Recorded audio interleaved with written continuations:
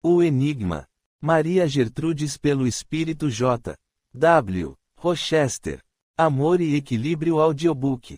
Primeira parte. Sinopse. A história pouco registrou sobre Cambises L., rei dos persas, mais conhecido como o Enigma, dominador do Alto e Baixo Egito. Esta obra vem esclarecer o que se passou com o infeliz rei que, julgado cruel e louco, passou como uma sombra nefasta entre babilônios, egípcios e judeus, fazendo com que a civilização persa alcançasse tanto poder e glória, que nem os pomposos romanos, no futuro, o igualaram. O leitor encontrará nestas páginas muita ação e ensinamentos, envolvendo-se profundamente nos caminhos da história de um homem doente e frágil que, tal um anjo decaído, buscou, ferreamente, ascender ao paraíso perdido depois de uma longa trajetória de lutas pelo planeta. Curta, compartilhe, segue o canal, ative o sininho para não perder nenhum capítulo, assista os vídeos e os anúncios para ajudar no crescimento e comenta bastante para que o YouTube continue divulgando o canal. Gostaria de ajudar o canal? Pix, fabriciogalvão479@gmail.com. Bom livro. Introdução. A história pouco registrou sobre Cambises II, filho e sucessor de Ciro, o grande rei persa. Sua performance como rei Aquemênida permaneceu quase apagada, ou fizeram questão de que ela fosse subtraída. Com todo o respeito aos historiadores que narraram o apogeu persa, nossa intenção não é reconstituir o que, indubitavelmente, ficou esquecido, mas trazer à tona a verdade sobre Cambises II, seu trágico destino e sua influência. A civilização persa alcançou tanto poder, fausto e glória, que nem os pomposos romanos, no futuro, a igualaram. O infeliz rei passou como uma sombra nefasta entre babilônios, egípcios e judeus. Contudo, após o decesso do corpo físico, o espírito imortal adquire a amplitude e pode, num átimo, ir e vir de uma civilização a outra, formar o amálgama entre o passado e o presente. Apenas o espírito, despojado da matéria densa, consegue penetrar os arcanos celestiais e descortinar os reais acontecimentos. A história citou o triste percurso de Cambises, sua loucura e insensatez, sua influência política, porém, foi muito maior do que se escreveu. Talvez porque Cambises II, o neurastênico, fosse apenas um rebelde déspota. Passou como uma sombra negra ofendendo as tradições religiosas dos babilônios e contrariando os costumes persas que seu pai defendera até o último instante. As anotações puramente materialistas não registraram o sofrimento íntimo e atroz de um homem atormentado pela própria insensatez. Senhor absoluto, solitário e odiado, desprezou os salutares conselhos paternos de fidelidade à família e à religião. Cambises II, rei dos persas, rei do Alto e Baixo Egito, o Enigma, considerado pelos judeus o próprio anticristo de sua geração, julgado cruel e louco, deixou um lastro de terror e sangue e fez tremer os povos ante a sua insana fúria. Com a permissão dos guias, relato a paixão de um homem doente e frágil, que tal um anjo decaído, ciente de suas fraquezas, buscou, ferreamente, ascender ao paraíso perdido depois de uma longa trajetória de lutas pelo planeta. Rochester. Recanto de Paz, 11 de janeiro de 2001, Deus inspira os médiuns que estudam. Primeira parte. Capítulo 1. Juventude de Cambises. Certo dia, Cassandana, filha de Farnaspes, descendente da tribo Aquemênida, dirigiu-se a um dos oráculos do templo e rogou auxílio aos espíritos para a saúde de seu primogênito. O oráculo havia prenunciado que seu filho Cambises seria, em breve, coroado rei da Pérsia. Seu filho sofria de insônia e do mal sagrado. Cambises era diferente de todos. Vivia febril e sua excitação atingia ao ápice do delírio, nas noites enluaradas. A preocupação materna tinha fundamento. Cassandana, ao se ver só, no templo, ousou perguntar ao oráculo: Ó, Divino Espírito, que mantém a harmonia da vida, dizei-me quando cessará o terrível mal que assola meu pobre filho. O espírito do templo fez silêncio ante sua indagação. Aquele silêncio a incomodou. Julgou que os espíritos não quisessem lhe responder e fez menção de se retirar. Deu meia volta para sair, quando uma voz sinistra obrigou-a a recuar. Olhou o oráculo, amedrontada. Ouviu nitidamente um som, oriundo das entranhas do templo ou das colunas sombrias. Receosa daquele fenômeno, quis fugir, mas o medo a manteve estática. O mal sagrado, a ira de Moloque. Cassandana arrepiou-se inteira e arrependeu-se de ali estar sem a presença do sacerdote. Era a voz temida das trevas. Aqueles espíritos riam-se dela e de seu filho. Aquelas palavras, seguiu-se uma risada terrível e vultos enormes pareciam sair das colunas, aterrorizando-a. Uma rajada de vento apagou as tochas e a mulher fugiu apavorada. Cassandana rapidamente atingiu o pórtico e somente se sentiu aliviada quando se viu, segura, em seu camarim. Ouvi o Arimã e agora ele permanecerá comigo.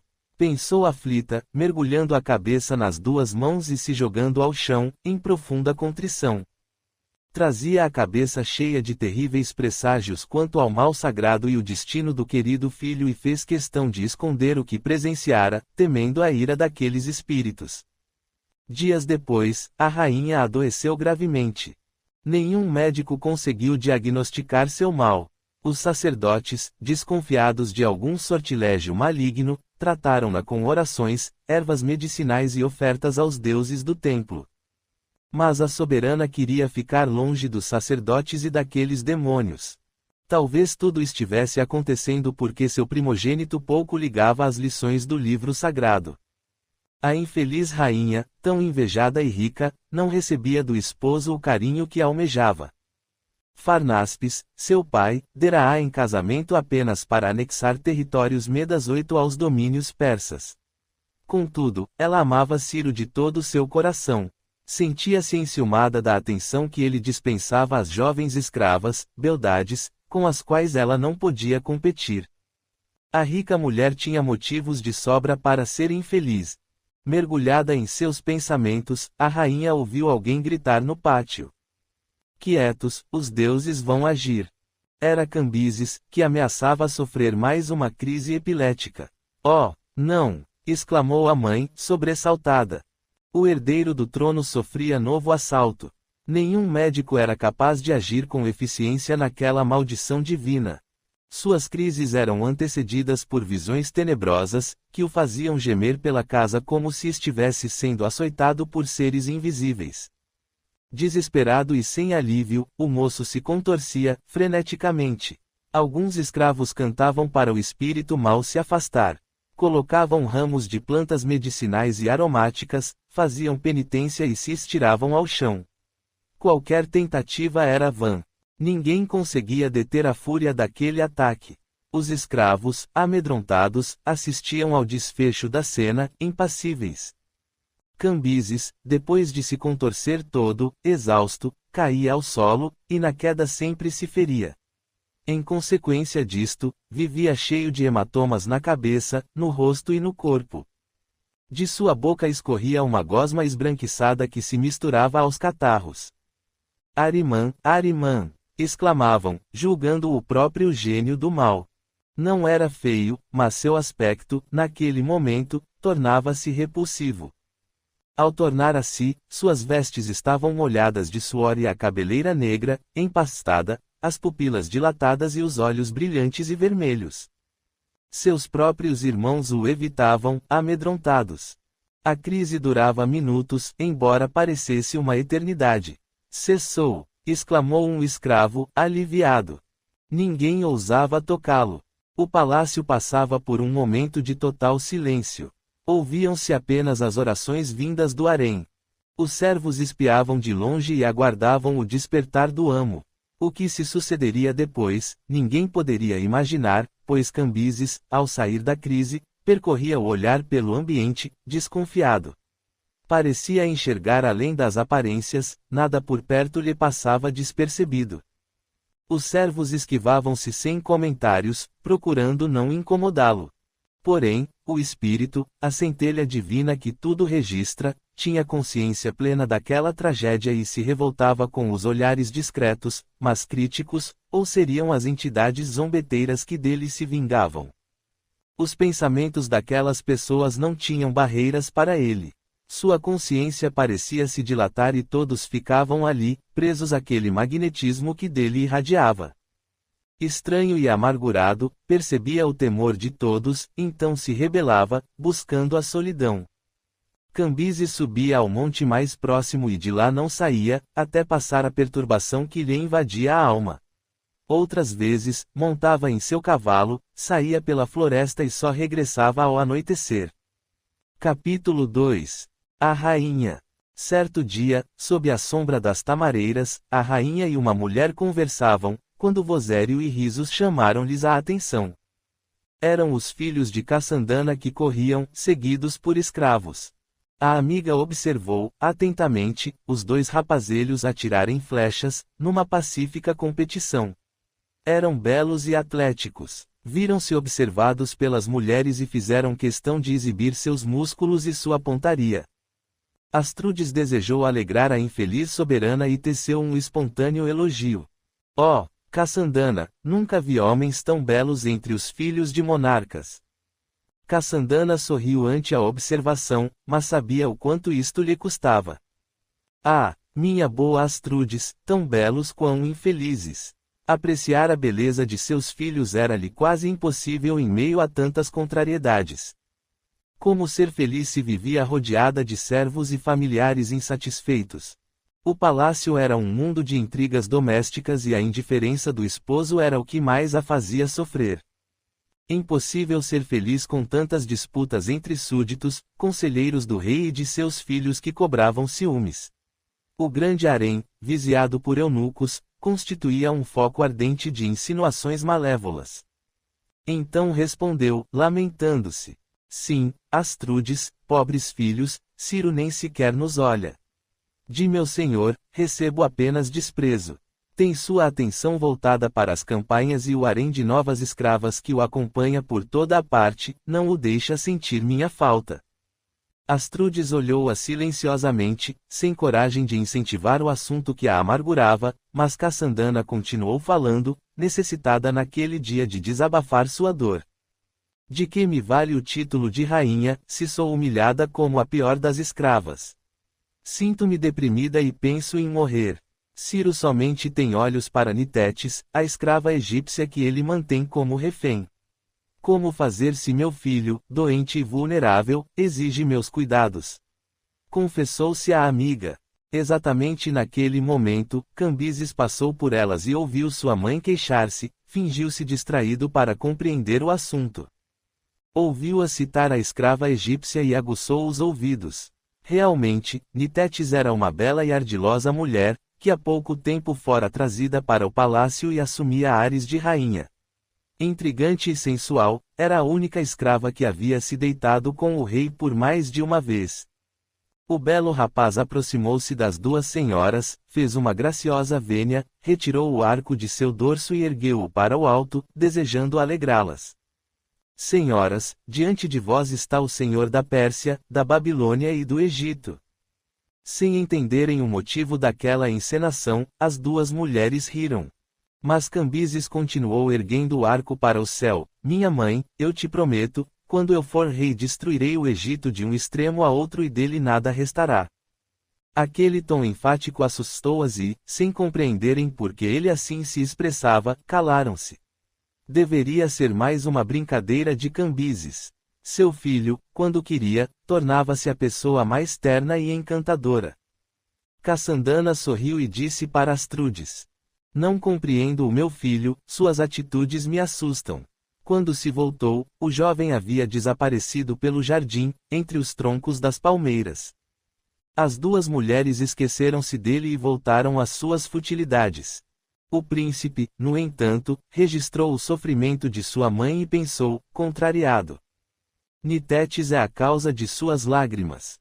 E a escrava preferida de Ciro ganhou, a partir de então, um ferrenho inimigo. Cambyses jamais esquecia uma afronta, por menor que fosse. Egoísta e vaidoso, perseguia sem dó a quem ousasse atravessar em seu caminho ou magoar alguém a quem ele amasse.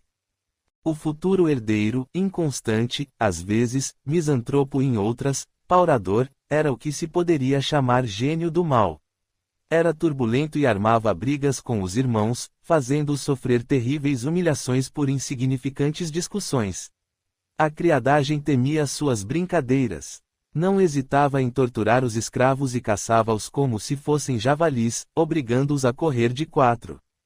Os escravos sabiam que, se capturados, seriam submetidos à mais dura sorte e fugiam dele apavorados. Urutu, a Urutu, Urutau. Era assim que os escravos o apelidaram. Escondam-se, sussurrava um escravo, alertando os outros e ninguém ousava aparecer. E os servos, obrigados a atendê-lo, viviam aterrorizados. As reclamações eram muitas, mas não adiantava, o rei nunca estava por perto, envolvido em viagens e conquistas de mais e mais territórios. Tal situação somente melhorava quando o príncipe fazia longos passeios pelas montanhas e florestas com um bando de jovens eunucos e fortes escravos carregadores. Ninguém ousava comentar o que acontecia por lá. Cambises representava um perigo constante. O estranho príncipe, sem amigos, não permitia sequer um olhar de piedade ou um mínimo gracejo. Quanto ao seu problema, se tal viesse a acontecer, o infeliz seria punido mortalmente. Muitos escravos, por conta disto, haviam perdido as orelhas, outros, a língua e a maioria tinha as unhas arrancadas e os dedos queimados. Capítulo 3. Presságios. Uma vez por semana, Cambises acompanhava sua mãe ao templo para receber a bênção do sacerdote e acalmar seus impulsos sanguinários. O sacerdote examinava o jovem príncipe, exorcizava-o, mas ele saía dali pior do que entrava. Os sortilégios usados pelo sacerdote causavam-lhe risos. Seu comportamento oscilava entre ímpetos de bondade, que iam às raias do exagero e crueldades indescritíveis aos olhos humanos. Nunca se sabia qual dos dois sentimentos emergiria entre uma crise e outra, se a cega bondade, ou a louca crueldade. A vida da nobre família, cercada da mais alta pompa e realeza, era coroada de incertezas. Esmerdes Tanaoxares, irmão mais novo de Cambises e suas duas irmãs, Atossa e Aristona distraíam-se jogando varetinhas e dados, na varanda, quando Cambises se aproximou deles. Seu aspecto não era nada bom e seu olhar injetado de sangue amedrontou-os. Os irmãos se entreolharam e adivinharam uma próxima crise. Esmerdes aconselhou: façamos de conta que não o vimos. É melhor. E continuaram entretidos na brincadeira. Não se sabe por que, nada aconteceu. Viram o irmão se afastar, aliviados. Cambises, no entanto, enciumado da amizade dos três e da alegria daquele brinquedo inocente, afastou-se incomodado e logo tramou algo. Esmerdes não podia ser o preferido das irmãs. A passividade do irmão o irritava e aquela visível afinidade que Aristona lhe demonstrava, magoava-o profundamente. Aristona não podia gostar mais de Esmerdes do que dele, pensou consigo mesmo. Movimentarei este passatempo, murmurou com desprezo. O alívio que os irmãos sentiram durou pouco. Logo, Cambises voltou acompanhado por um escravo que trazia uma jaula e dentro dela um filhote de leão. Há dias ele estava adestrando aquele animal feroz. Amedrontada, Aristona, a irmã mais jovem, escondeu-se atrás de Esmerdes, procurando proteção. Sua atitude só fez irritar mais a Cambises, que ordenou ao criado: vá buscar os filhotes de Usna. Usna era a grande cadela que fazia parte de seus entretenimentos diários e cada irmã adotara um de seus filhotinhos. Ao ver os mimosos cãezinhos nos braços das irmãs, virou-se para o servo que segurava a jaula. Solta o fogo, ordenou, referindo-se ao filhote de leão.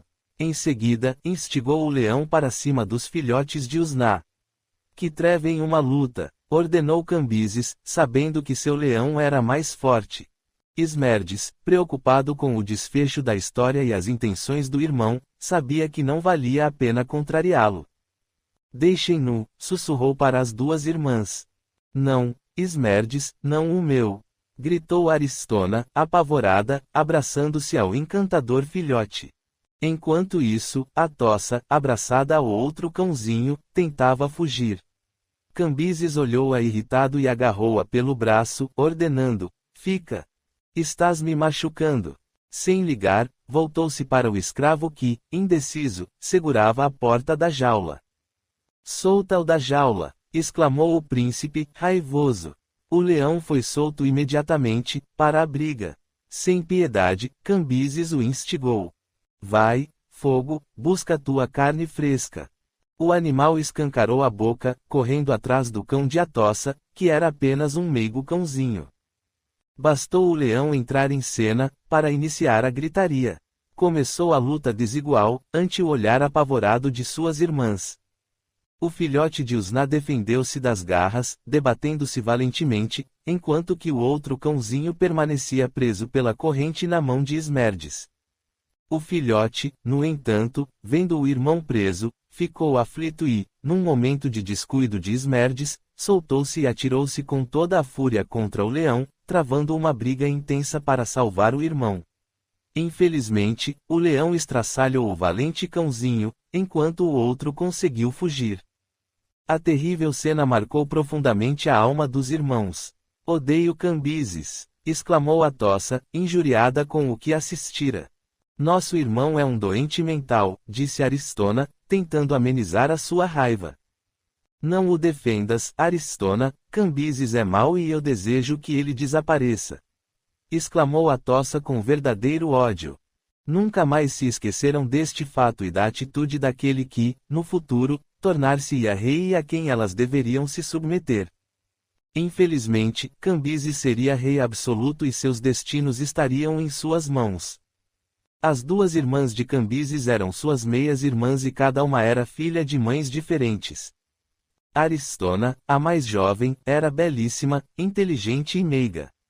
Atossa já possuía uma beleza grosseira, cujo espírito atrasado denotava um gênio perverso e mesquinho.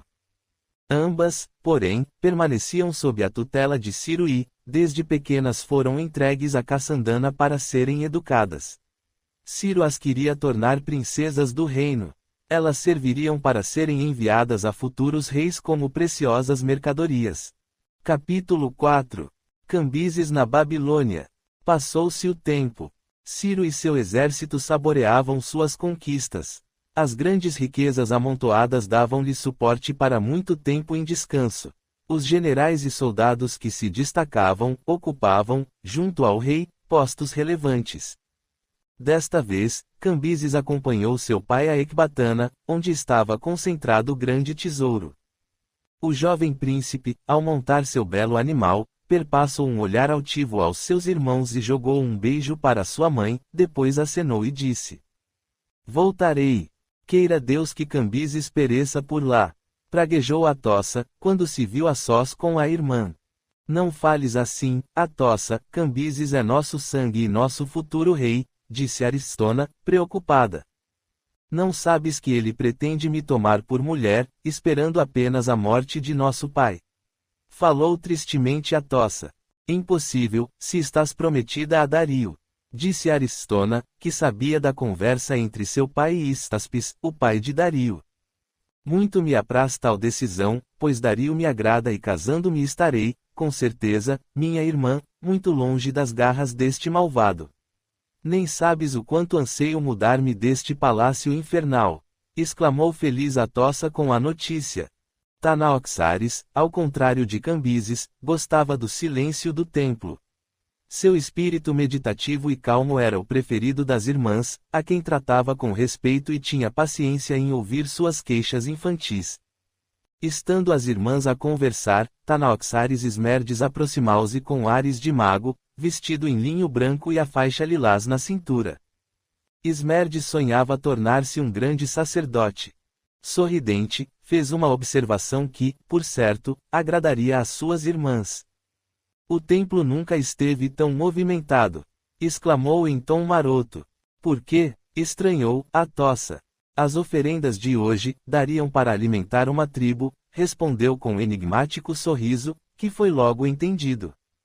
É por causa de Cambises, disse Aristona, que compreendeu logo a alusão. Os escravos, mutilados por ele, fizeram suas dádivas para que os deuses o persigam e ele nunca mais volte, explicou Esmerdes com um sorriso enigmático. As irmãs deram uma gargalhada, pelo menos estariam livres dele por um bom espaço de tempo.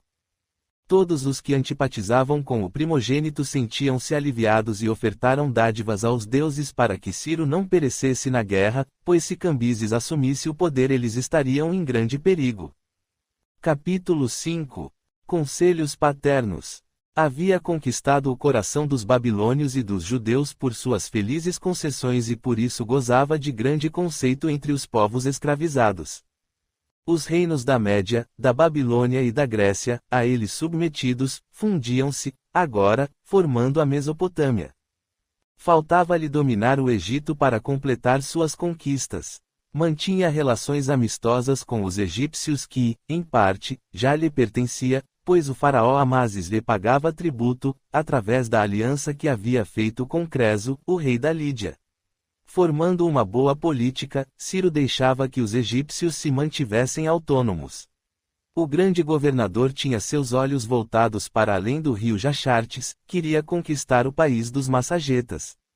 Difícil enfrentar aquelas tribos bárbaras, que tudo fariam para defender as fronteiras orientais.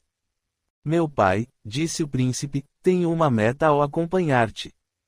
Qual seria esta meta, meu filho? Indagou Ciro, analisando as intenções de seu herdeiro. Meu desejo é tornar-me senhor do Egito. E não descansarei enquanto não subjugar este povo. Não compreendo por que ainda não o subjugas, meu pai. Oxalá, meu filho, trata-se de povo muito religioso, poderás conquistá-los ganhando-lhes a submissão, desde que não os impeças de reverenciarem a Deus. Caso contrário, não hesitarão em se rebelarem. Preferirão a morte, a renunciarem à sua religião.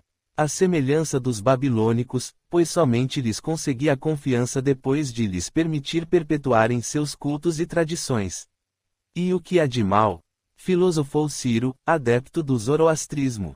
Cambises mordeu o lábio inferior, contrariado, porque discordava das ideias religiosas do pai. Cada povo tem sua crença e o modo peculiar de reverenciar a Deus, aconselhou, sabiamente, Ciro. És muito tolerante, meu pai. Já penso que todos devem se submeter à vontade do soberano. Quando governar, destruirei os deuses que adoram e os farei vergarem-se à minha vontade. Exclamou cheio de raiva daqueles judeus que impunham sua vontade. Qual é o Deus que os ensinaria a reverenciar, Cambises? Indagou-lhe o pai, irônico, porque o filho era avesso às práticas religiosas de seu país. Cambises silenciou. O pai aguardava sua resposta com um sorriso nos lábios. Depois insistiu, curioso, pois já havia sondado as tendências de seu querido filho e desconfiado de suas práticas misteriosas, dize-me, filho, que Deus é este? Ante o olhar penetrante de Ciro, o jovem príncipe respondeu, nervoso. Moloque. A palavra saiu sufocada de sua boca. Ciro deu uma gargalhada. Em seguida, muito sério, fitou Cambises profundamente nos olhos. Moloque, antiga deidade do mal. Ah! Todos fazem questão de esquecê-lo. Tu queres reacender sua chama? Ah, Cambises, todo persa deve temer o mal como a noite teme o dia. Jamais se guiar pelas potências do mal e dos cultos malsãos. Não sabes, meu filho, que a Ahura Mazda representa o bem eterno. O bem vencerá todo o mal. A alma que habita o corpo sobreviverá e prestará contas a Deus de seus atos. Preocupado com as paixões do filho excêntrico e com o destino de seu povo, quanto às secretas reuniões do antigo culto, Ciro, pacientemente, aconselhou-o. O culto a Moloque pertence à legião do mal. Esquece-o, Cambises, ordenou o pai. Os babilônios fazem questão de esquecer Moloque e seu fogo destruidor. Jamais o pronunciam desde que adotaram a Marduk, afirmou, desejando evitar um confronto entre seu filho e os babilônios. A Pérsia sofria a influência das tradições religiosas dos assírios, dos babilônios, dos gregos e dos medos. Ciro acreditava na imortalidade da alma e oficializara o zoroastrismo como a religião persa, mas para manter a ordem interna o sábio rei tolerava os cultos de seus conquistados. Vê, meu filho, desde que nossas gerações adotaram Zaratustra como o profeta abençoado, tudo começou a entrar em ordem. Peçote que mantenhas a harmonia entre os povos, enquanto que Moloque apenas fará sofrer barbaramente a quem com ele se envolver. Ele é o próprio Ahriman. Cambises calou-se, porque vinha cultuando Moloque e praticava magias, ele e alguns jovens, as ocultas. Seu pai julgou que seu silêncio expressava consentimento, depois continuou. Bem, Cambises, quero que conheças minha estratégia, porque ela tem sido o sucesso de minhas conquistas. Não se governa bem com imposição.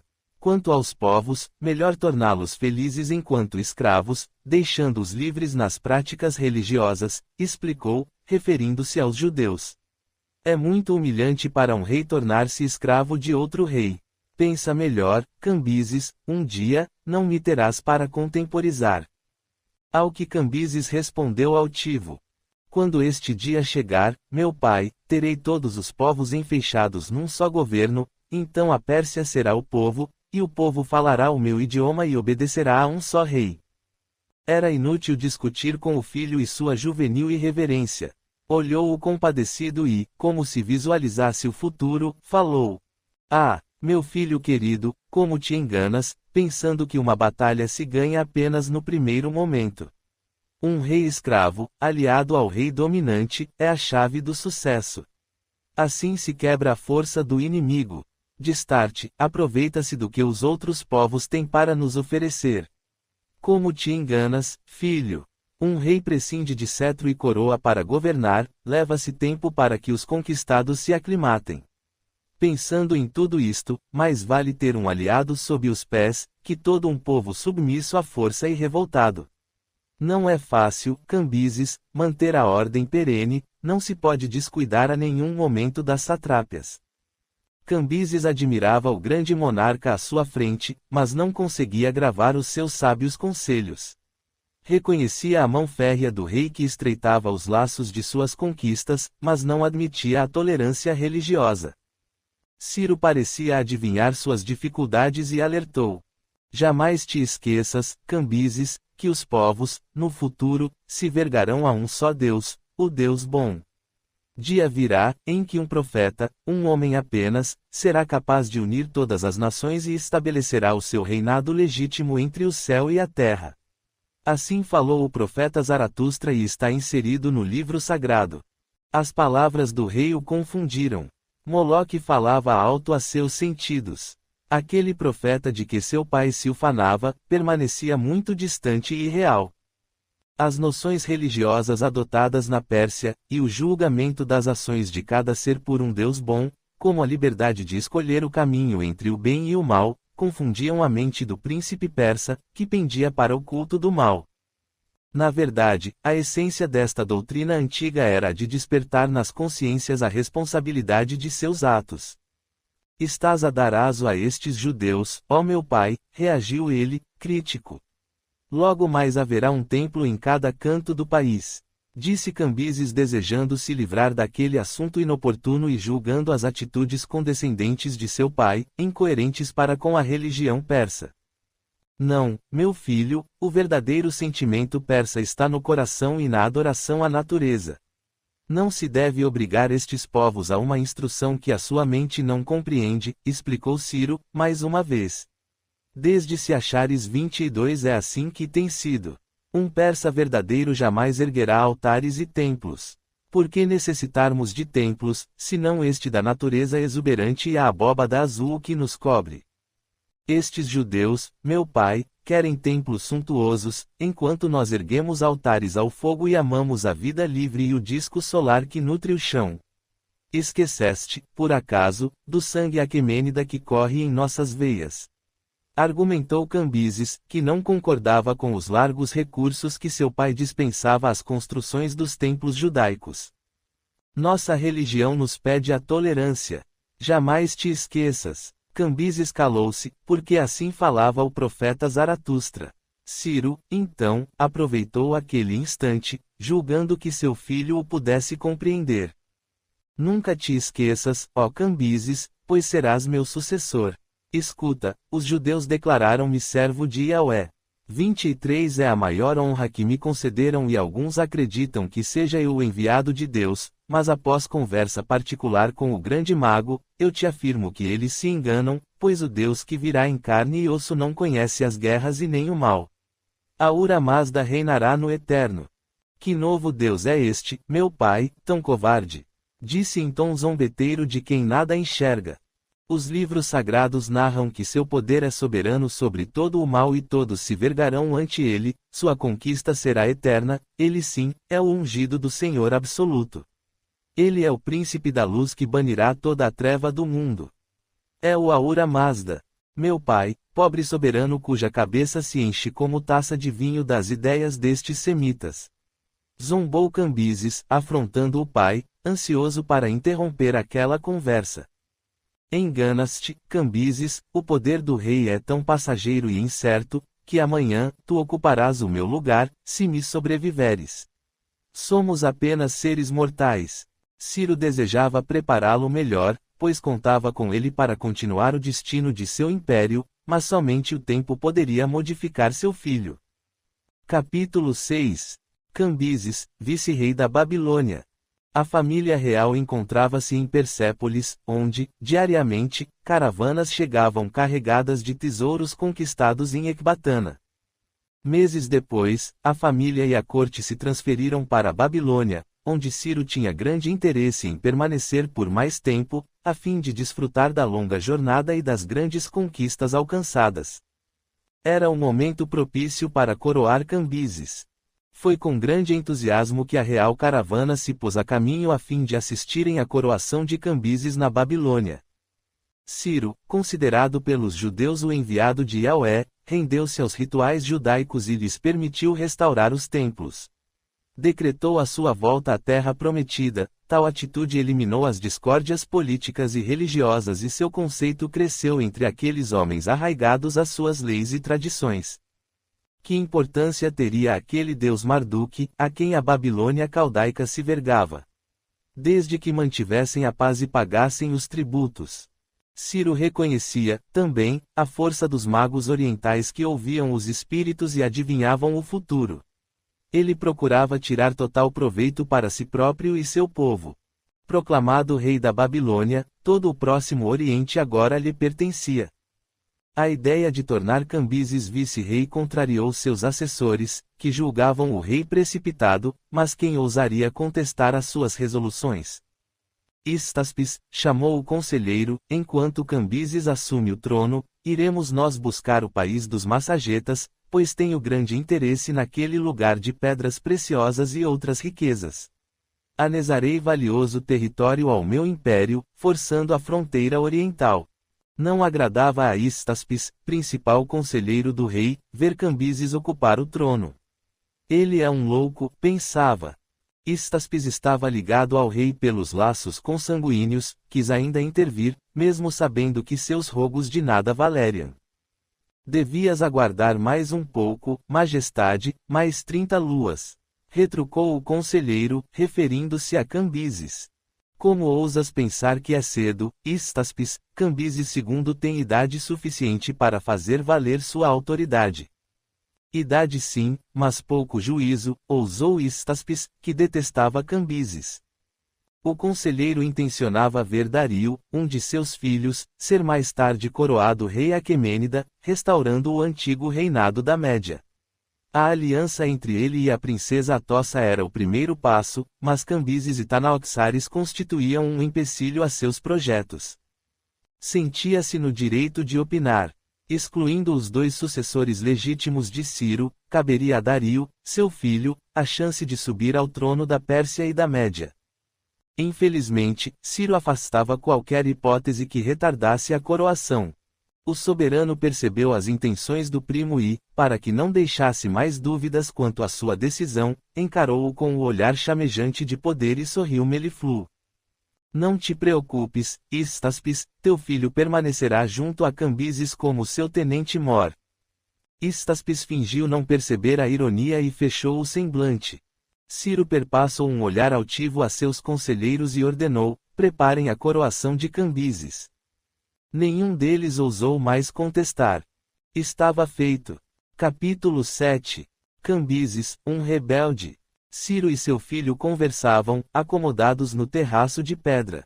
És jovem, terás tempo para aprender. Vamos à luta. Verás, meu filho, que aceitando a Marduque, teremos os babilônios submissos à nossa vontade.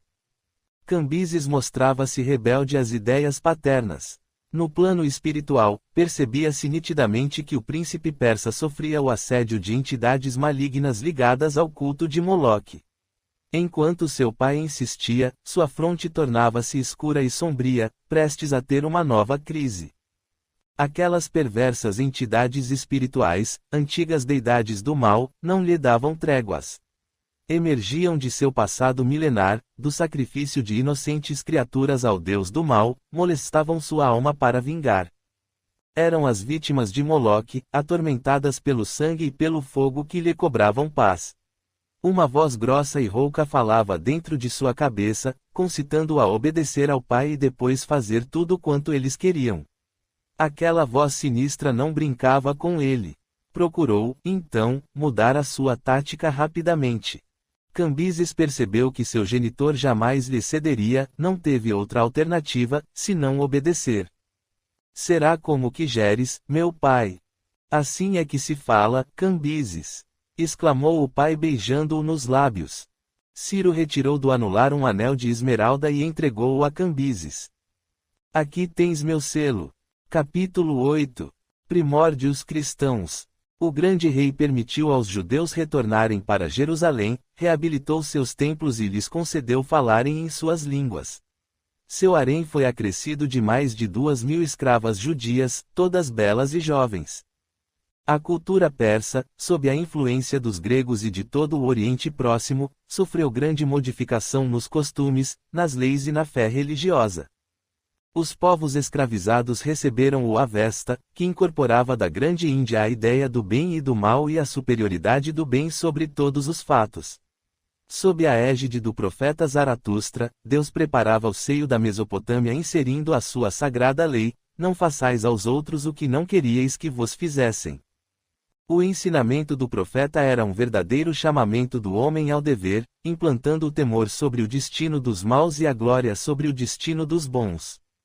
O lendário profeta Zaratustra foi um dos enviados de Jesus à Terra para preparar, no seio da Mesopotâmia, um código de ética, capaz de levar o homem a pensar num ser supremo, no dualismo entre o bem e o mal. Um convite a se afastar das potências do mal e se tornar merecedor da luz. Naquele emaranhado de povos bárbaros, de línguas e culturas, uma mistura de pensamentos e ideais formava, paulatinamente, nova sociedade que, no futuro, receberia Jesus como o Messias que viria redimir o mundo. Cambises II, porém, recusava aquelas ideias para seguir seu culto a Moloque e ao Raoma, o mesmo culto que seu avô, sanguinário guerreiro Aquemênida, defendeu até a morte, cujo nome e características ele havia herdado. Capítulo 9. A coroação. Enorme séquito seguiu o rei. Cambises mordeu os lábios, tentando se controlar.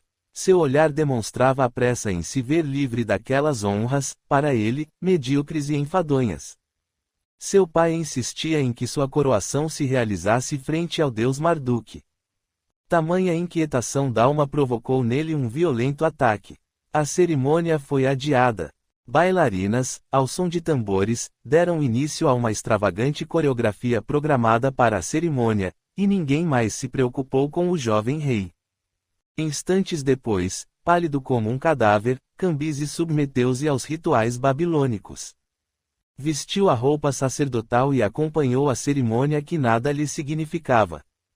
Enojado da carranca que deveria reverenciar, abaixou-se, encostou a testa ao solo, em profunda vênia. Disfarçadamente, cuspiu ao chão. Depois daquele acontecimento, aumentou a expectativa em torno dele. Cambises, com o semblante altivo, o olhar frio e distante, finalmente ouviu 3 vezes a mesma frase. Cambises II, meu filho, coroado vice-rei da Babilônia. Os súditos reverenciaram o grande rei e seu filho. 3 vezes se abaixaram e gritaram: Cambises, nosso rei. Ciro respirou aliviado e Estaspes fechou o punho de raiva. Dario acompanhou toda a cerimônia ao lado de Atossa e Aristona. O invejoso pretendente da coroa disfarçava seu descontentamento, pensando com qual das duas deveria fazer aliança. O longo ritual estendeu-se noite adentro. O esforço que Cambises fizera para se controlar, extenuou-lhe as energias e, após a coroação, ele foi afastado, porque sobreveio nova crise epilética. Aquele sombrio jovem, a quem deveriam doravante se submeter, não agradou aos babilônios, mas nada se podia fazer ante a vontade de seu soberano. Todos, em respeito, ajoelharam-se quando ele saiu. 12 dias e 12 noites de festas precederam a cerimônia da coroação com lautos banquetes, danças, oferendas de flores e animais na entrada do ano novo babilônico. Após a coroação, Ciro retornou a Pasargadas para reorganizar seu exército e construir uma ponte. Despedira alguns mensageiros, com caríssimos presentes, na tentativa de propor uma aliança à rainha dos Massagetas, sua próxima conquista. Partiremos para o sul, ordenou a seus generais. Ciro, despótico, parecia uma grande árvore, em cuja sombra todos se deleitavam. O rei, apesar da idade, conservava-se forte e belo. Ninguém conseguia ultrapassá-lo em sabedoria e presença. O grande magnetismo que ele irradiava não comportava rivais. Sua personalidade era sempre envolvida por um bando de bajuladores que o copiavam nas mínimas atitudes. Ciro, vaidoso, se deleitava com aquelas disputas infantis. Reuniam-se, geralmente, sob enorme tenda, enquanto descansavam os camelos e cavalos. Ciro pronunciava longos discursos a seus generais, que descansavam entre bocejos, bebidas e belas escravas. Ele oferecia a seus generais lindas mulheres para entretê-los. As mulheres que eram descartadas jamais retornavam a seu harém. Outras reuniões de caráter oficial aconteciam, no interior do palácio, com a presença de alguns magos e sacerdotes que rodeavam Ciro. Momentos em que eram incluídas no Avesta, novas leis sobre os cultos e seus efeitos. Estas reuniões obedeciam a um caráter menos mundano. Todos os meninos neófitos terão suas cabeças raspadas, decretou o rei. Todo homem que tenha pelos no rosto usará cabelos longos. Os sacerdotes usarão a mitra em ocasiões próprias. Um secretário anotava, em tabuinhas, aquelas leis de usos e costumes. Naquele emaranhado de cultos e religiões era preciso decretar algumas normas necessárias aos filhos dos escravos. Os filhos de babilônios serão submetidos à circuncisão. Continuou o soberano. As mulheres prestarão obediência e serviço e serão mantidas, em alojamento separado, aquelas que estiverem imundas. Cambises ouvia atento, analisando aquela corte que, mais tarde, faria parte de seu dia a dia. Aguardava apenas seu pai se retirar com as tropas para impor livremente sua vontade, como soberano.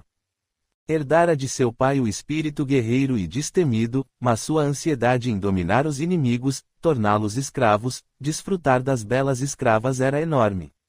Queria levar novamente Moloque ao palco, ao sabor de suas paixões. Ficava demasiadamente nervoso.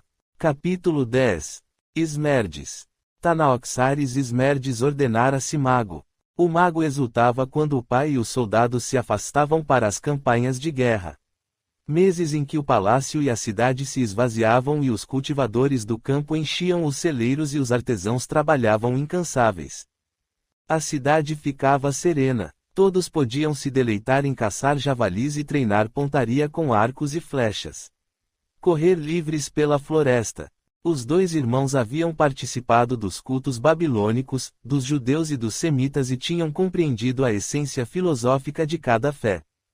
Todos os povos cultuavam o sacrifício de animais, à exceção dos citas, que ainda sacrificavam seres humanos.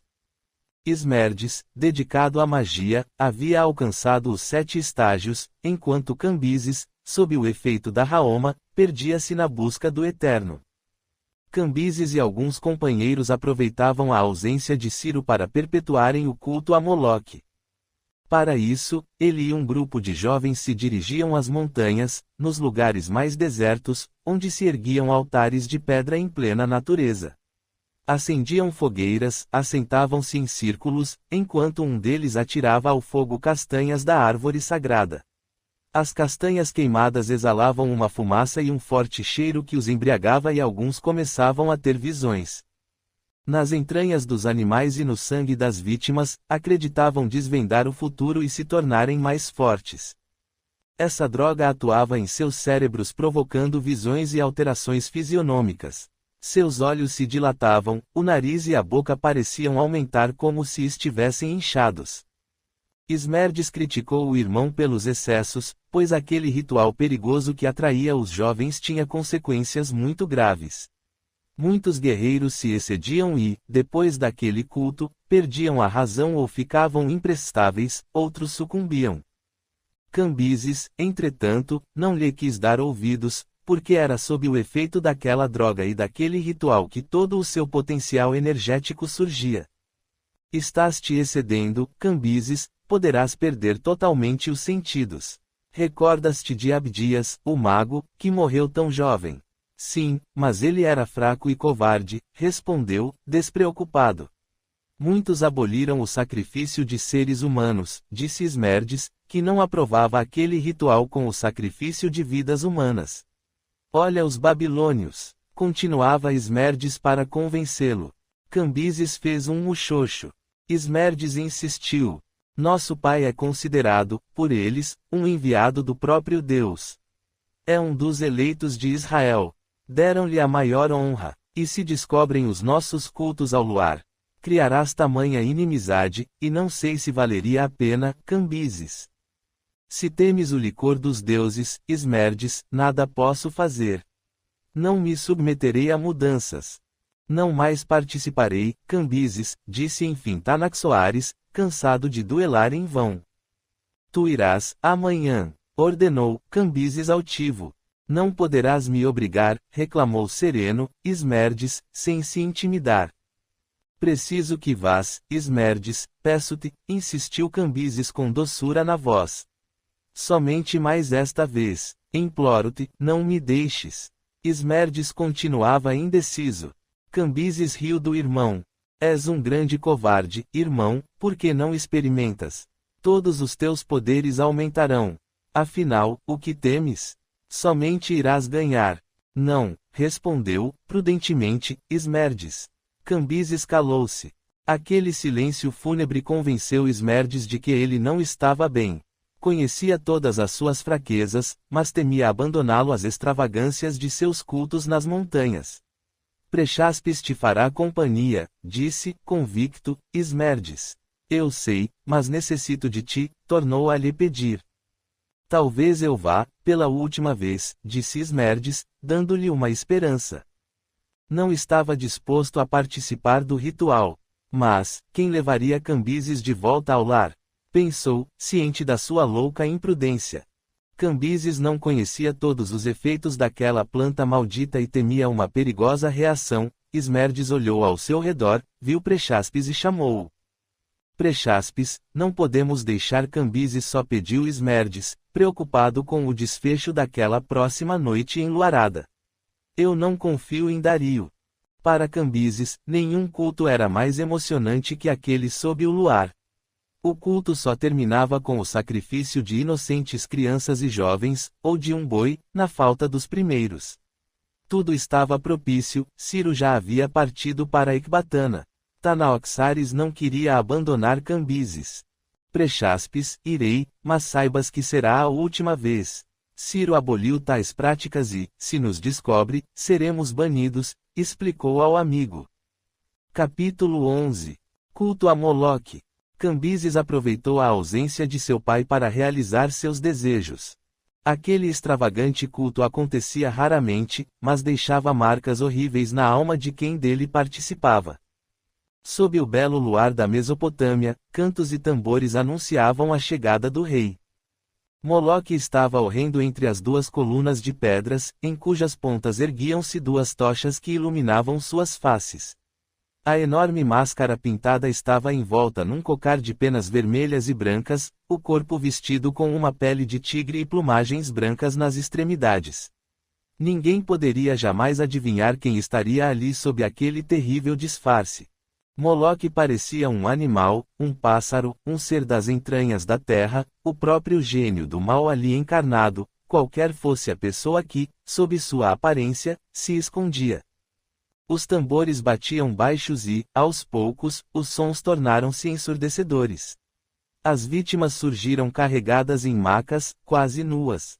Uma das vítimas ostentava a pele muito alva que ressaltava sob a luz do luar. Era uma jovenzinha, a última vítima daquela cerimônia. Nenhum mortal poderia registrar cena mais macabra. Uma flecha atravessou a ponta de seus seios eretos. A criança, sob o efeito da droga e do medo, estremeceu apenas.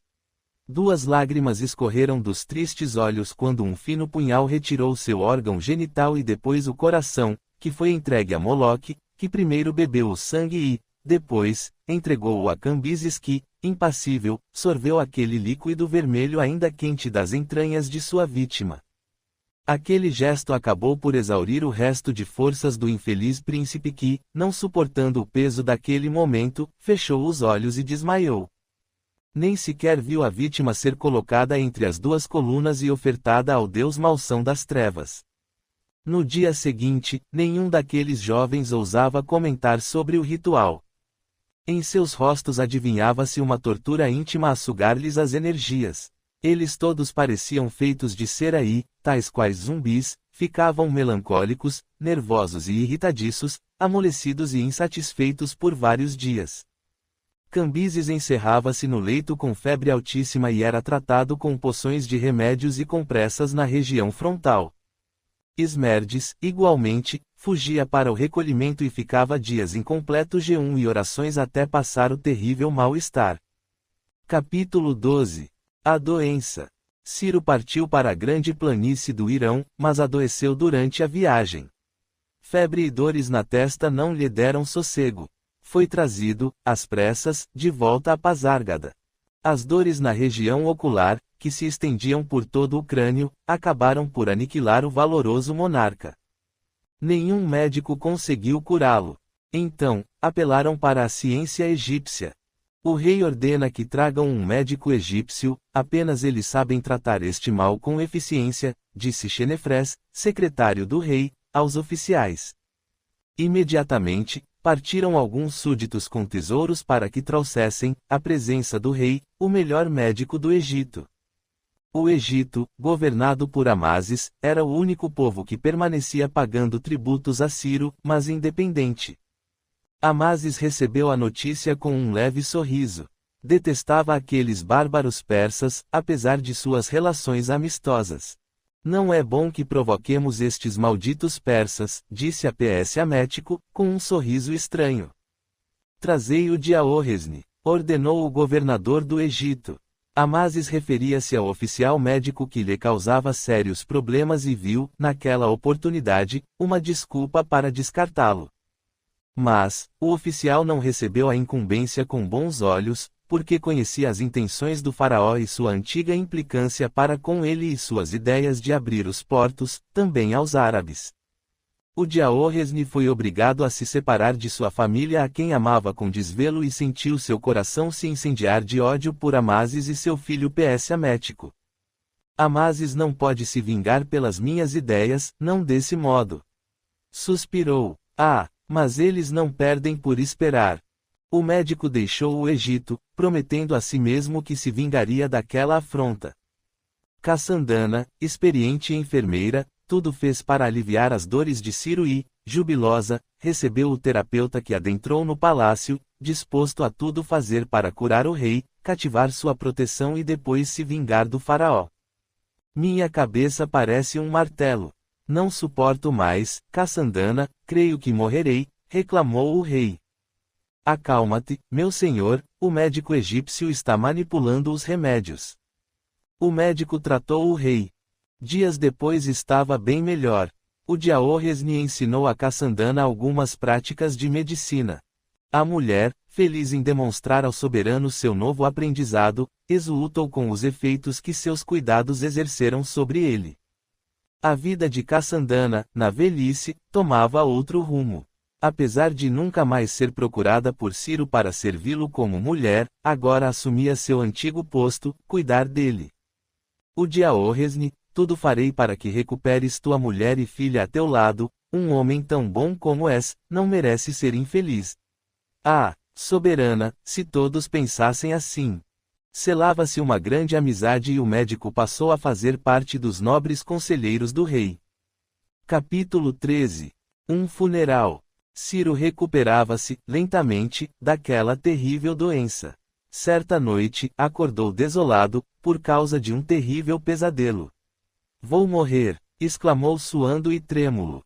Cassandana, vigilante, vendo-o remexer-se na cama e virar de um lado para outro, foi até ele. O que te acontece, meu senhor? Perguntou-lhe, preocupada. A esposa, que lhe devotava grande amor, era a única mulher que entrava naquele aposento. O Diaorresne havia-lhe ensinado como fazer algumas compressas úteis, mas agora não se tratava de doença física. Ciro não tolerava a claridade e explicou. Quando o dia amanhecer, depois das orações, contar-te-ei o que vi. Somente quando Erimã tiver ido, disse o rei, aguardando o alvorecer, tal era a sua preocupação. Desde que adoecera, uma sombra vinda do amente o acompanhava por todos os flancos, e sofria de delírios febris, que o deixavam exausto. Todos aqueles sintomas levavam-no a se preocupar com um possível fim. Cassandana colocou os incensos preferidos de Ciro, preparou as almofadas sobre alcatifas e ficou aguardando. Finalmente, o dia amanheceu e assim que os primeiros raios do sol entraram no aposento, Ciro saudou o disco solar com uma venda branca nos olhos e reverenciou a Deus. Ahura Mazda! Ahura Mazda! Ahura Mazda! Fez suas abluções e orações e, finalmente, se acalmou. Cassandana esperou-o, pacientemente, para ouvir o terrível pesadelo que sofrera à noite. Ciro começou a dizer pausadamente. Sonhei com um real cortejo. Acredito que meu fim se aproxima. O rei descreveu o funeral, como se fosse o seu. Já havia algum tempo que aquelas sombras o perturbavam, nenhum sacerdote conseguia acalmá-lo e nenhum sacrifício ou doação aos deuses resolviam aquele problema. Acalma-te, meu senhor, o profeta virá abençoar-te, és justo e magnânimo. Talvez te poupem e sacrifiquem outro em teu lugar. Disse para animá-lo. Os raios solares aumentaram e, com uma cortina, Cassandana diminuiu a claridade. Não findarei sem concluir meus últimos desejos. Acredito que chegou o momento de reunir todos. Não quero as pompas antigas, pois a morte nos iguala, como esta dor que ainda teima sobre meus olhos, nem todo o meu ouro é capaz de amenizá-la. Depois ordenou a um servo. Traze-me Cambises, é preciso prepará-lo. O fiel servo do rei saiu à procura de Cambises. Despediu outro à procura do médico. Traze-me o Diaorresne. O Diaorresne, quando no Egito, fazia parte da casta sacerdotal. Fora praticamente banido de seu país e a gratidão que Ciro lhe tinha por tê-lo curado, fizera dele, agora, seu grande aliado. Cassandana, fervorosamente, orava a Deus, enquanto aguardava o médico e o filho. O primeiro a chegar foi o médico. Logo que este entrou no aposento imerso em tênue luz, acercou-se de seu real paciente, examinou-o e disse: Em menos de uma semana estarás apto a ver a luz e toda a névoa se passará, ó, soberano. Ciro esboçou um sorriso descrente e falou, convicto de sua morte. Tua medicina é eficiente, mas as sombras me atacaram sem piedade, nesta noite. As sombras ameaçadoras da morte a ninguém poupam, logo meu corpo se deitará no solo, então verei a luz de Mazda. É esta luz que haverei de ver. O Diaorresne compreendeu o delírio do rei e nada disse, porque seu aspecto físico apresentava grandes melhoras. Queria falar-lhe sobre o outro mal que o assaltava, quando ouviram um barulho. Era Cambises que entrava sombrio e angustiado.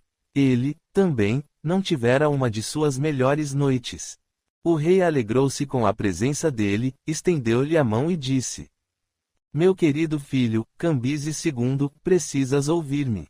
Sim, meu pai, aqui estou, respondeu Cambises ajoelhando-se numa perna e segurando a mão do rei em sua destra. As sombras ameaçadoras da morte pareciam se aproximar e envolvê-los. Ciro estava lúgubre e sua voz rouca pausada, mas firme, adiantava ao filho querido suas últimas recomendações. Ahura Mazda, com seu poder, virá me envolver e não quero me perder nas trevas do abismo. Quero me despojar de todo o mal praticado e no Avesta está escrito, fazei do inimigo, amigo, fazei do iníquo, justo, fazei do ignorante, instruído. Não quero altar e tampouco que me idolatrem. Desejo ir para o monte, que me enterrem junto à natureza, à sombra dos cedros construam meu túmulo em nossa divina Pasárgada. É lá, ó Cambises, meu filho, que deverás me colocar.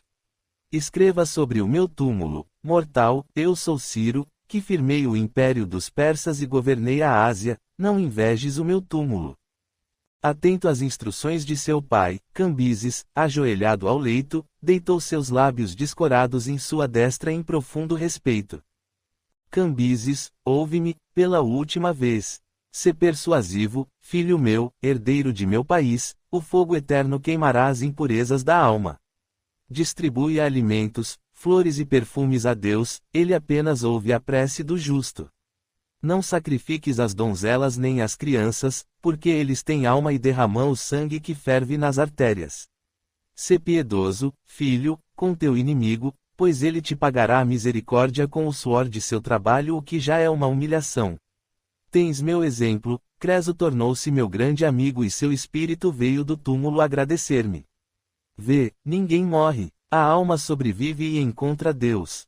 Constrói em meu túmulo, Cambises, 2 colunas gregas na entrada em homenagem a Creso, este pórtico é o símbolo de nossa amizade. Os magos zelarão por meu túmulo e cuidarão de que tudo fique na mais perfeita ordem para que ninguém o assalte. De onde estarei haverei de receber os presentes que me forem ofertados. Meu desejo agora é dividir o meu reino entre tu e Tanaoxares, para que não haja dúvidas. O grande monarca fez uma ligeira pausa e Cambises enxugou-lhe o suor, depois continuou. Vou partir, desejo pronunciar um discurso antes de minha morte, reúne todos da casa e os diletos, daqui a 2 dias ao pôr do sol. Ciro acreditava que ia de fato morrer, e, 2 dias depois, ocorreu um grande tumulto no palácio. Sua família e seu povo estavam ali com o semblante fúnebre e muitos não haviam dormido porque passaram a noite em orações e abluções em torno de lareiras incandescentes pela saúde do rei. Capítulo 14. A despedida.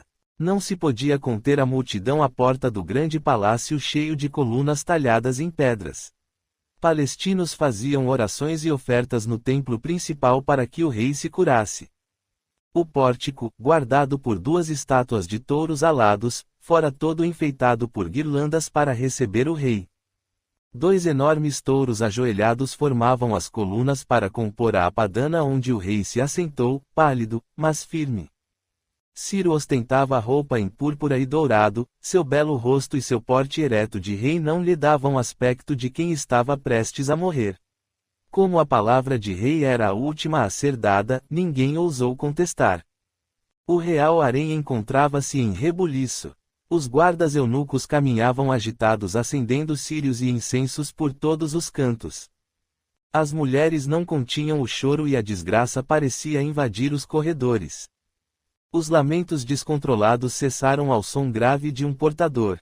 Calem-se, o rei vai falar. Muitos acreditavam que ele era o escolhido para salvar o povo da servidão, aquele que os profetas haviam anunciado e se encontrava registrado nas Escrituras, o livro sagrado dos judeus. Ciro, filho de Cambises I e de Mandane, princesa da Média, era o último rei aquemênida, muito amado por seu povo. Os tambores e as trombetas calaram-se e o oficial anunciou: vai falar Ciro, senhor da Babilônia, senhor da Lídia e senhor da Média, rei dos persas, rei de Anshan. Vários secretários anotavam em tabuinhas as últimas palavras do soberano. A fúnebre cerimônia tinha como objetivo sua despedida e determinar aos filhos, territórios e obrigações. Mobilizou todo o reino e chamou o principal sacerdote do templo para a cerimônia dos sacrifícios. Depois de entregar a Deus alguns alimentos, flores e pequenos animais, O rei estava devidamente ungido e preparado para adentrar no reino da morte. A grande fileira de magos fez um semicírculo ao redor da Apadana e aguardaram, solenes, o pronunciamento do grande monarca. O magnânimo rei acreditava na sobrevivência da alma e na comunicação dos espíritos, convicto da superioridade do bem sobre todo o mal, não temia a morte. Durante o jejum a que se submeteu, Ciro teve uma visão em que o espírito de Mandane, sua mãe, lhe falava: Meu filho, Ciro, usa a tua autoridade aquemênida e unge teus filhos de amor, porque Cambises e Tanaoxares necessitarão de tua proteção e sob a tua égide deverão reinar. Ante o conselho materno que vinha do reino da luz, desejou conciliar seu vasto trono e acabar com as discórdias entre seus filhos e conselheiros do império. Abriram-se as portas e grande número de pessoas adentraram, lotando a sala de audiências. Os presentes aguardavam seu pronunciamento, em estranha expectativa. O momento era patético, afinal ele não se encontrava tão ruim assim para morrer. Solenemente, Ciro fez longo discurso sobre seus grandes feitos, ante os bocejos dos próprios súditos. Somente os interessados ficaram mais atentos, quando o rei se referiu à divisão de seu reino entre os dois filhos varões. Sou o rei dos reis. Meu poder se estende por toda a Ásia e a Europa. É momento de passar o meu reino, nada melhor que destinar a meus filhos o que recebi de meu pai e o que conquistei com a bravura do sangue aquemênida que me corre nas artérias. A ti, Esmerdes Tanaoxares, deixarei o governo da Média, da Armênia e dos Cadúzios. É verdade que terás mais facilidade que teu irmão, quanto às províncias orientais. Teu governo será mais ameno. Não terás tributos para arrecadares, poderás cuidar da religião e da educação. A ti, Cambises II, meu primogênito, destinarei a coroa de todo o império. Reinarás soberano, auxiliado por Tanaoxares. Quero que saibas que não é este cetro de ouro que te conferirá o poder. Os amigos fiéis são o verdadeiro cetro dos reis. Não é o temor que te dará amigos, mas a beneficência. Terás por aliado Tanaoxares Esmerdes. Que maior honra ter-se um irmão como aliado. Tanaoxares é o único que poderá governar contigo sem excitar inveja. O rei fez uma pausa. Grande silêncio reinou. Ciro continuou sua despedida e últimas orientações a Cambises. Minha alma ainda vive em meu corpo, está oculta de todos. Não julgues que as almas dos inocentes que foram mortos não sobrevivem. Sobrevivem e voltam para cobrar a infâmia e o ultraje. Estas almas têm poder, senão não teríamos o culto que se tributa aos mortos. Depois da morte, a alma se torna transparente como durante o sono e se vai de um lado a outro.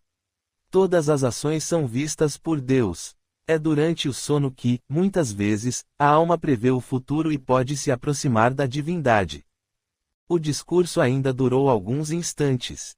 Ante o espetáculo do momento e a despedida do rei, alguns descontentes fecharam os semblantes.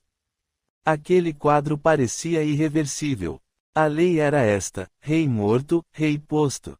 Altivo e estranho, Cambises não era bem visto pelos atuais conselheiros, mas era o predileto do rei. Impossível evitar o gênio indômito de Cambises II. Nada surtia efeito sobre seu acanhado universo de futuro déspota.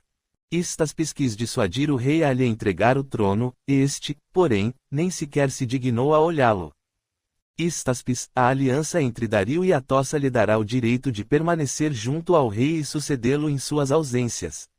Ninguém mudaria o destino de Cambises e da Pérsia. Estava escrito. O herdeiro real ouviu as palavras paternas sem se alterar. Suportou os olhares de seus parentes e daqueles em quem ele reconhecia como ferrenhos inimigos. Altivo e frio, recebeu suas vibrações como dardos venenosos a lhe machucarem a pele. Um frenesi percorreu seu corpo, mas conteve-se. Dario, num canto, olhou-o com verdadeiro ódio disfarçado de indiferença. A autoridade do monarca que lhe pedia cautela e proteção à família, e a solenidade do momento, constrangeram-no a ouvir o longo discurso. Impassível e indiferente, ninguém podia desvendar o que ia naquela alma altiva aprisionada num corpo delgado. As marcas de sua doença e o estigma do mal sagrado eram observados com medo. A família e os súditos, ao ouvir a oração de seu grande rei, quedaram-se pensativos, como fariam, se este lhes faltasse. Aquele imenso exército e o vasto território estendiam-se num vale de riquezas inigualáveis até o colossal tesouro em Pasargadas. Dario não se conformava com as decisões soberanas e, em particular, confidenciou ao pai: em breve afastaremos este bestial Cambises. Meu casamento com Atossa, meu pai, é necessário ser concretizado o quanto antes. Acalma-te, filho, ainda não é o momento aprazado. Quem sabe, Ciro não pereça e ele tem planos para marchar rumo aos Massagetas. Antes disto terás concretizada a tua aliança com Atossa e quando Ciro e o exército estiverem longe, descartaremos Cambises e Tanaoxares. Istaspes não imaginou que suas palavras estavam certas, porque Ciro não morreu daquela doença. O destino, no entanto, contrariou os funestos presságios de Ciro. Para o alívio geral, o grande rei permaneceu ainda alguns anos na terra. Capítulo 15. Luto no país. Meses depois, o rei continuava vivo e disposto.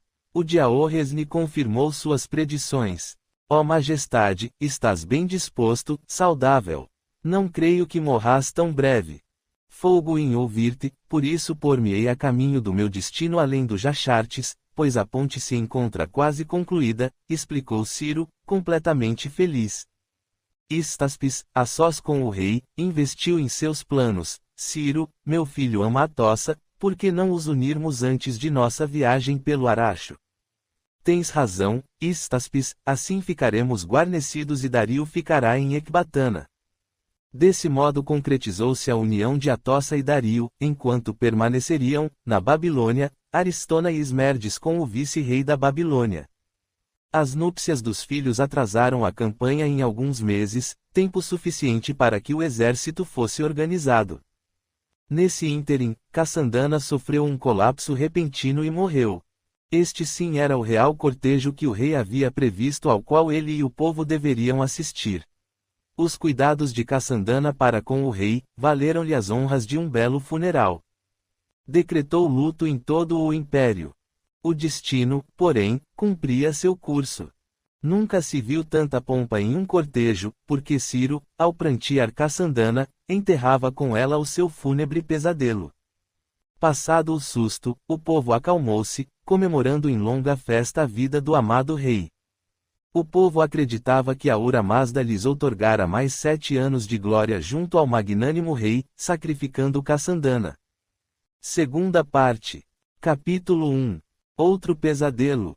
Após as comemorações da morte de Cassandana, passado o luto, Ciro e seu exército partiram para o próximo combate.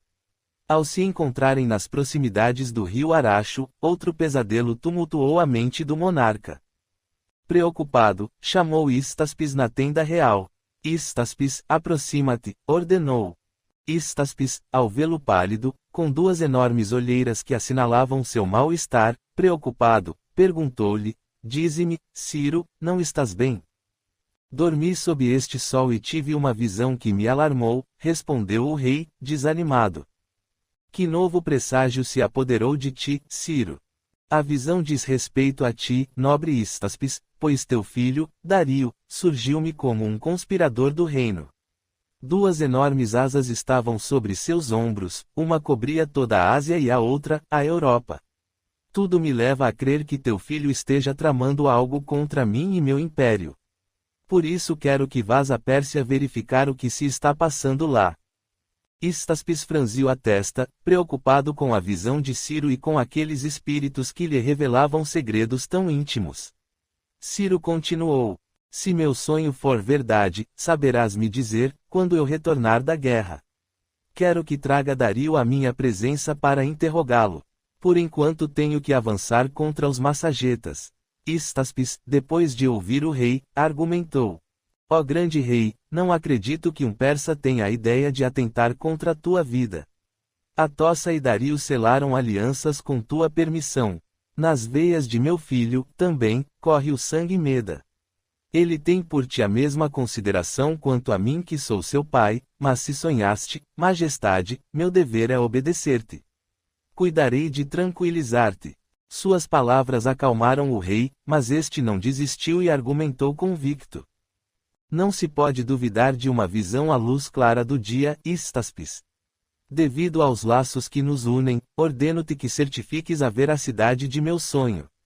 Lembra-te do sonho que tive sobre o real cortejo. Pois, agora, temo por algum de meus filhos. Sabemos que a alma, durante o sono, se aproxima de Deus, encontra-se em liberdade e prevê o futuro. Istaspes calou-se e procurou atender ao rei imediatamente. Na verdade, aquele sonho revelador apenas serviu para Istaspes alertar Dario quanto à sua fidelidade ao rei e suas obrigações para com a Pérsia. Pelo menos enquanto Ciro vivesse, devia respeitar a coroa. Dario, mais jovem que os filhos do rei, teria tempo para reinar, no futuro. O conselheiro retornou ao acampamento convicto de que, nem ele e nem Dario tomariam qualquer atitude contra o rei ou seus filhos. O soberano estava ungido e protegido por aqueles malditos judeus. Escolhido dos deuses, Ciro certamente tinha faculdades que lhe conferiam poder para desvendar o futuro, pensou o conselheiro, acalmando seus anseios e de seu filho. Dario, a pedido do pai, escreveu longa carta testemunhando sua fidelidade à coroa e ao Avesta, que foi entregue a Ciro e este se convenceu da sinceridade de seu genro. Passaram-se alguns anos e o episódio foi esquecido. Ciro, porém, não suportou as intempéries do deserto, a árdua guerra e sucumbiu, deixando perplexos seus soldados e amigos. Cambises, ao receber a trágica notícia de que seu pai havia sido morto em pleno combate, soltou um grito de dor e, ante a inesperada situação, ordenou aos seus súditos: Irei, agora mesmo, encontrar Ciro, meu pai. Uma caravana real encontrava-se com outra, era o filho que buscava o pai para lhe dar o sepultamento tal qual ele ordenara. Todo o reino pranteou o magnânimo e querido rei. Em Pasargadas, por vários anos um cortejo de pessoas ia ao túmulo do rei ofertar-lhe presentes de todos os tipos. Capítulo 2. Cambises II, rei absoluto. Cambises II tornou-se o soberano herdeiro do imenso império. O jovem rei persa assentou sobre o trono de pedra e decidiu cumprir sua antiga promessa, invadir o Egito. Muitas decisões sérias deveriam ser tomadas, antes da nova empreitada. A primeira foi definir a área de seu irmão, Tanaoxares. Esmerdes, tu governarás as províncias orientais. É esta a decisão de nosso pai, disse Cambises, senhor do cetro e da coroa. Istaspes, tu ficarás no governo em minha ausência e os nobres continuarão em seus postos. O rei voltou-se para Dario, que ouvia tudo com os lábios contraídos e o olhar chamejante de ódio. Dario controlou-se porque sua situação não lhe permitia desabafar sua ira. Julgava Cambises louco e imbecil e Esmerdes um fraco, metido a mago. Dario, tu me acompanharás ao Egito como meu lugar-tenente, ordenou Cambises a seu cunhado. Era a sua segunda decisão. O soberano encontrou sérias barreiras, pois não era fácil tomar o posto do pai, cuja personalidade forte parecia abarcar a todos que ainda o pranteavam. Cambises necessitava de valorosos companheiros para sua ambiciosa empreitada, conquistar a terra mística dos faraós. O antigo oficial de Amasis, o médico que havia curado Ciro e por ele ordenado conselheiro de Cambises, conhecia todas as estratégias de seu país e seus conhecimentos facilitariam a entrada dos persas no Egito. As vias comerciais e todo o litoral do mar Egeu pertenciam à Pérsia, e Cambises, aliando-se aos fenícios e cipriotas, atacaria o Egito por terra e por mar. Estava a um passo de se tornar senhor absoluto de todo o Próximo Oriente. O Diaorresne, conhecendo as falhas de seu país, uniu-se a Cambises, facilitando-lhe a invasão pelo deserto da Síria.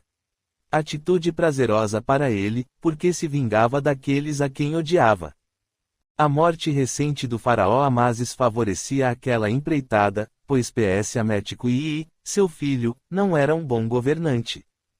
Capítulo 3. Batalha de Pelusa. Ao partirem para Pelusa, Cambises havia definido toda a sua estratégia.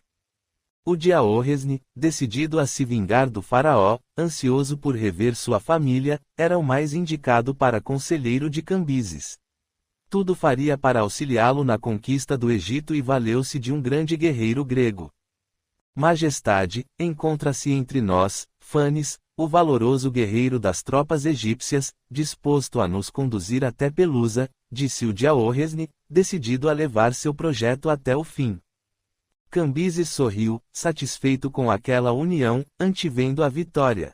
Que esperas, o Diaorresne? Por que ainda não me trouxeste tal homem? Traze-me Phanes, imediatamente. De fato, Phanes, de Alicarnasso, era um fugitivo de PS Amético que procurou amparo na Pérsia. Ele vinha alimentando ódio contra PS Amético que o perseguia mortalmente. O único jeito de se safar, era unir-se a seu pior inimigo. Como fizeste, guerreiro, para te safares do faraó? Indagou Cambises, sondando se poderia, realmente, confiar-lhe sua estratégia. Embriaguei os soldados com vinho, soberano, respondeu, irônico. Cambises deu uma sonora gargalhada. Era o homem que lhe faltava para vencer o maldito faraó. Assim, aliado a Phanes e auxiliado por o Diaorresne, sua vitória era certa. Depois, ficaram na sala apenas o rei e seu amigo Prechaspes. Prechaspes, aproxima-te, pois necessito que acompanhes Esmerdes a Ecbatana. O antigo companheiro, sem compreender a preocupação de Cambises, aguardou novas explicações. Desconfio de todos à minha volta, tenho minhas noites tumultuadas. Devo respeitar as palavras de meu pai, presinto que algo pior que uma guerra me ameaça o sossego, monologou o soberano, dando largas passadas e as mãos para trás. O peso da responsabilidade pesava-lhe nos ombros quanto às últimas decisões. Achas que Dario merece nossa confiança, Prechaspes? Perguntou, enfim, procurando se aconselhar e confiando naquele amigo de infância. Não te compreendo, majestade, tu mesmo o nomeaste para o posto de lugar-tenente. Estranhou Prechaspes, embora estivesse acostumado às mudanças súbitas de Cambises. Sim, eu o elegi, porém, nesta noite, percebi claramente um lampejo irônico em seu olhar, que me causou náuseas. Não posso levá-lo comigo para o Egito, disse Cambises, com uma ruga de preocupação a se formar em sua fronte morena. Sendo tu quem tudo decide, ó Cambises, torna-se muito fácil modificares o destino de qualquer pessoa. Deixa Dario na Pérsia. Não posso, respondeu insólito o rei. O que te impede, então? Perguntou intrigado, Prechaspes, acostumado às reviravoltas de Cambises e suas mudanças de humor. Nada me impede, Prechaspes, peço-te que vigues este homem o mais que puderes, até que prove sua lealdade para comigo, concluiu Cambises, ainda contrariado. Deixar Dario na Pérsia seria entregar-lhe meu reino. Por acaso te esqueceste que Istaspes é seu pai? Prechaspes ficou intrigado, mas não insistiu. Cambises devia ter suas razões, embora Istaspes fosse sempre o fiel conselheiro de seu pai. Tanaoxares não é suficiente para reinar em tua ausência, majestade. Sim, mas o Bardia ficará desguarnecido sem a minha presença. A verdade é que preciso de Istaspes com sua experiência. Ademais, Prechaspes, tenho em mãos uma carta de Dario a Ciro, cujo assunto anterior desconheço, e por que teria meu primo escrito tal carta? Ciro teria suas dúvidas? São perguntas que me acodem sem respostas. Precisaria que o espírito de Ciro retornasse à vida para me explicar. Um documento que jura lealdade a seu soberano, faz-me pressupor que alguma dúvida fora anteriormente levantada. Poderás perguntar ao próprio Dario, majestade. Argumentou Prechaspes. Não, não. Estou certo de que ele se esquivaria, é melhor que pensem que eu de nada desconfio, disse Cambises confiando a Prechaspes. Prechaspes desconhecia o documento e somente agora compreendia a real preocupação de Cambises. Naquelas semanas antes de partirem, o comportamento de todos os conselheiros seria avaliado por Cambises, que se mantinha alerta. A morte do faraó do Egito, Amasis, favorecia-lhe. Os egípcios estavam desunidos e enfraquecidos. Era o momento ideal para os persas atacarem. Cambises e seu exército demandaram para Pelusa, onde estavam PS Amético e Ii, filho de Amasis, e seu exército a esperá-los. Cambises investiu contra eles com toda a fúria de sua alma. Capítulo 4. A farsante. O real harém estava tumultuado, as mulheres inquietas, como se algo ruim as ameaçasse. Dalíris era uma bela escrava egípcia, recentemente capturada. Na verdade, ela vinha como uma armadilha, mas os soldados de Cambises aprisionaram-na com as outras mulheres. Esta egípcia, ao ver Esmerdes, apaixonou-se perdidamente. Aquele súbito interesse era inexplicável. A escrava, sensual e atrevida, começou a perseguir o mago. Fugia do harém e se escondia no templo para espioná-lo e descobrir seus segredos. Esmerdes, iniciado nas ciências ocultas, aprende a arte da meditação e se afastava envergonhado da ousadia da insinuante mulher, que não perdia tempo em assediá-lo. Aconselhava-a: se Cambises te apanha me perseguindo, Dalíris, será teu fim, esquece-me. Sossega-te no harém. Dalíris não era uma escrava comum, o objetivo de seu comportamento estranho era descobrir fórmulas mágicas. Ela era uma espiã que, intencionalmente, se deixara prender na primeira investida do rei ao Egito. Firme no propósito de envolver Esmerdes, mas sem resultado, começou a pensar que ele não se interessava por mulheres. A resistência do mago somente lhe exacerbava os instintos bestiais. Observava todos os movimentos do rapaz e um ciúme surdo nasceu em sua alma. Que segredos lhe preenchiam a vida, para ignorar os carinhos de uma mulher pronta a lhe saciar todos os instintos? Verdadeira obsessão se apossara dela. Tomara-se de ciúmes doentios por qualquer pessoa que dele se aproximasse, não importava o sexo. A rotina do palácio se modificou depois da morte do rei. Dalíris decidiu declarar seu amor a Esmerdes e entrou, clandestinamente, no templo a fim de espreitar o mago e se confessar. Seu peito arfava descontrolado, porque aquele homem compenetrado de sua ciência era-lhe tão caro. Sua alma fervia de ansiedade quando, por entre as colunas grossas do templo, ela avistou dois vultos abraçados. Aproximou-se furtivamente e divisou um casal. A mulher, envolta em mantos leves, soluçava. O que se passa aqui? Pensou, aborrecida. Quase deu um grito quando o casal se virou e ela reconheceu Esmerdes e Aristona. Tão envolvidos estavam que não a perceberam. Esmerdes: já não sei mais o que fazer, Cambises me persegue o dia inteiro, eu o temo, seu olhar me amedronta. Eu te protegerei, Aristona, dizia Esmerdes, abraçado à irmã e beijando sua face molhada. Dalíris viu a cena comprometedora e, daquele momento em diante, acreditou que os dois irmãos eram amantes. Cheia de ódio e ciúme, decidiu se vingar, cruelmente. É por isso, então, que o imbecil me recusa. Pensou, mordendo os lábios de ciúmes. Na mente da egípcia, os dois irmãos eram amantes e ocultavam do rei o seu amor. Então este é o seu segredo. Eles me pagam. Convicta daquilo que vira, sua imaginação cresceu. Se o rei soubesse, poderia alterar aquele quadro, favorecendo-a.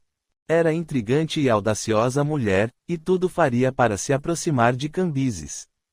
Quem poderia avaliar o desfecho de seu comportamento? No harém real, as coisas continuavam esquentando. Dalíris aproximou-se, inquieta, com alguns planos a fomentar-lhe o cérebro. Arina: qual é a próxima mulher que irá para o rei? Perguntou a amiga, sem disfarçar sua ansiedade. Nunca se sabe, talvez uma, talvez 10. O rei jamais age como um homem comum, respondeu a velha e experiente escrava. Por que queres saber, Dalíris, irá alterar alguma coisa? Não, nada, mera curiosidade, mas gostaria de conhecer o rei pessoalmente.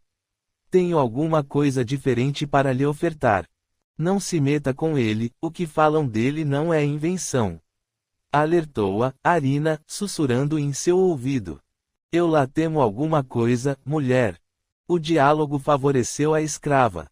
Arina, dias depois, informou-lhe que o senhor visitaria o harém real e suas mulheres o veriam. Chegou o dia esperado. O rei entrou no harém de Inopino. Um bando de eunucos, que guardava o harém do rei, fazia mesuras à sua passagem. Cambises, sem se importar com eles, perpassou um olhar altivo pelas mulheres. Estava muito belo, era jovem e alto e caminhava com desenvoltura por seu harém, como se procurasse uma novidade que o interessasse. O rei mantinha-se muito ocupado e raramente visitava o harém. Não suportava que conversassem em sua presença. Dalíris estava distraída, enquanto sua companheira arrumava seus cabelos, untando-os com azeite para torná-los mais negros e brilhantes e, pacientemente, começou a trançar o cabelo longo e anelado em dezenas de tranças, formando um penteado extravagante que descobria seus ombros nus e morenos, tornando-a mais sensual. Dalíris observou seu rosto, o pescoço e depois o colo, quando através do espelho viu Cambises passar pelo harém. Pelas barbas do profeta, Cambises, aqui? Perguntou, disfarçadamente a Arina. Sim, é o rei, respondeu Arina, que reconhecera Cambises. Cala-te. Dalíris olhou-o através do vidro, instintivamente abaixou o espelho e fitou-o curiosa. Seus olhos se cruzaram num relâmpago.